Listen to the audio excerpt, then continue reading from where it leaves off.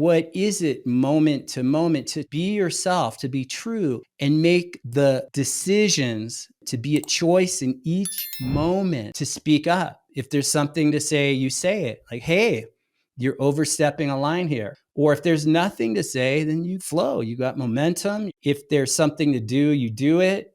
You handle it. If there's nothing to do, you don't do anything.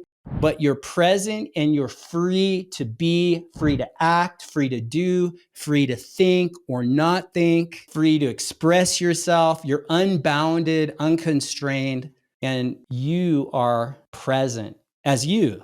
Different than being in the experience of having lost yourself and having that voice in the background. Where are you? You know, you're an imposter syndrome. That voice in there's telling you, hey, you're being fraudulent.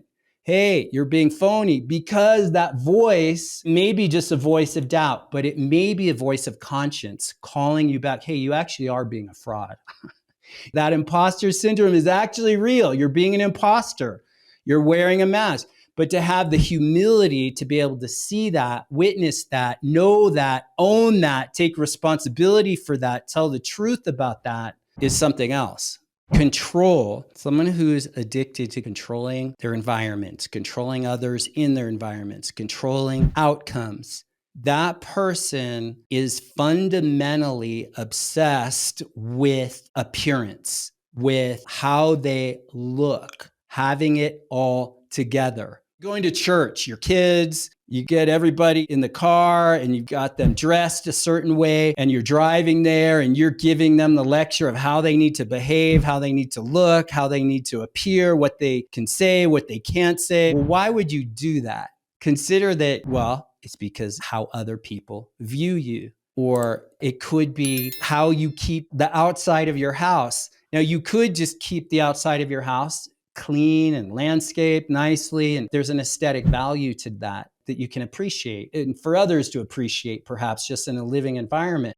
But if you're motivated by what will the neighbors think, and therefore you work overtime to make sure everything's perfect, everything's impeccable, you're controlling every outcome, and that's a trap, it's quicksand, and it's exhausting. And in that, you are in the experience of having lost yourself. There's no way around it.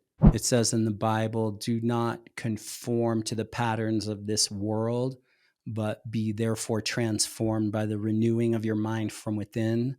Go into your prayer closet, get still, and know that I'm God, or there's something greater than yourself. And in that stillness, there arises an objectivity. The inner witness could say that you'll have a natural awareness to see and know when you are not being you, when you are not being true, and you start trusting that and act on that. Know the truth, and the truth will make you free. 3 things: be a yes, give up what you must, and right now is all you've got. So be a yes for what is true for you. Like, what is true? What is purpose? What is meaning in your life? What is your deep fundamental knowing about what your life is for and who you actually are? Get clear. Get beyond curious. Curious is passive. Get some rigor into really taking a hard look at who are you? Who am I? And start trusting the call of conscience and be committed to that. To be a yes means to be committed. Be committed to who you are, and then moment to moment, you make the decisions. You take the higher call at each step. You follow the calling of your conscience that leads you to what you're committed to, or who you're committed to being in life.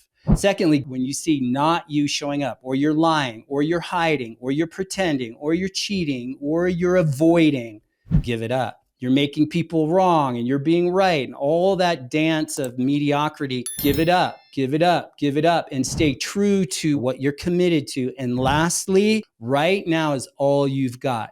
The past ain't here. The past is in the past, and you're standing in front of the past, and the future is not here. If you're going to change, if you're going to use the power of malleability into a direction of your unique individuality and self-expression in alignment with who you actually are, then you've got to act in the moment. Right now is all you've got to be true, to aim true, to act true, to decide true. And the word decision comes from the Latin root decisio, which is scissors, is to cut off.